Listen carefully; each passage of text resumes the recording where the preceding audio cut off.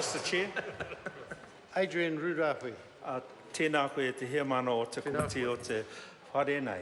O tino e tike ana kia huri atu aku whakaro kia rātou e noho pauri ana I tēnei wā kei roto I kai kaura, I roto o ngā āhuatanga o te rūwhenua. O tino kia rātou katoa e noho a wangawanga puta no ngā mautere nei e ruana I tēnei wā. Nō reira, kei te mihi atu kia koutou katoa whakarongo mai nā ki tēnei kōrero. Mr. Chair, I want to start off by just acknowledging also and joining my words with those who have already acknowledged the people of Kaikoura, but also the people around the country are feeling a little bit anxious right now. And it's fitting that we are talking about the Charities Amendment Bill. And I want to acknowledge all of those that made a submission to this bill. But first of all, the process that was used to get those extra submissions. And I want to thank the Government Administration Committee for their work and their thoughtfulness of how to make sure that that people had the additional opportunity to make a submission. In particular, I want to acknowledge Te Korowai o Ngā Ruahine Trust. I want to acknowledge the submission that they made in actually supporting this bill. And first of all, their words around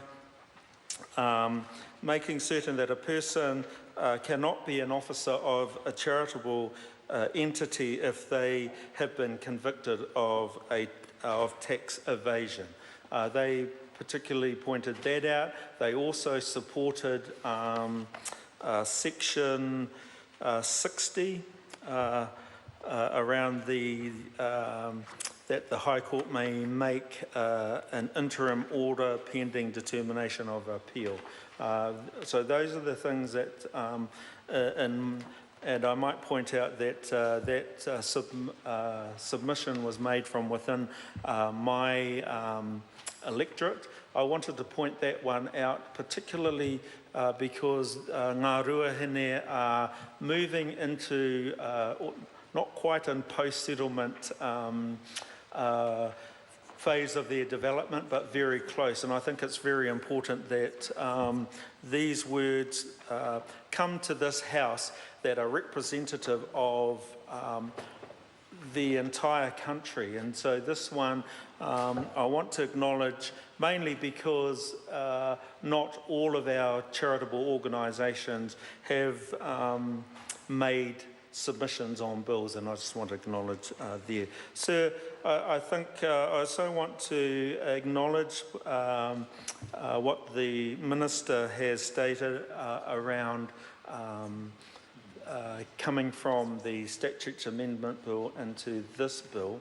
And I think it was because I'm reflecting on the statement that I made in the second reading speech, and that clarifies that for me. So I just want to acknowledge that as well.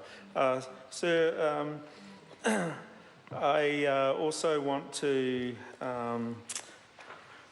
talk further about the Section 60 and what that really means, because some of the and I haven't spoken to a lot of charitable organisations on this, but the ones that I have said that they did have some concerns about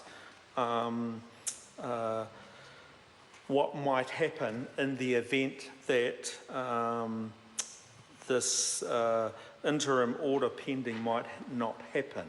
And I know you've given guidance on what might not happen, but nevertheless, that's what the people are saying. That's what the submitters have said. So, so in a wider context, I just want to speak very briefly on Clause 1, the title, being an amendment to the Charities Act, but the comment on the purpose of the Principal Act. And throughout this country, right now, as other members have stated, we have a number of charitable organisations which are stepping up and doing what we need so that it can give comfort to not only New Zealanders but the many thousands of tourists that are currently suffering from what has happened in Kaikoura. Thank you, Mr. Chair.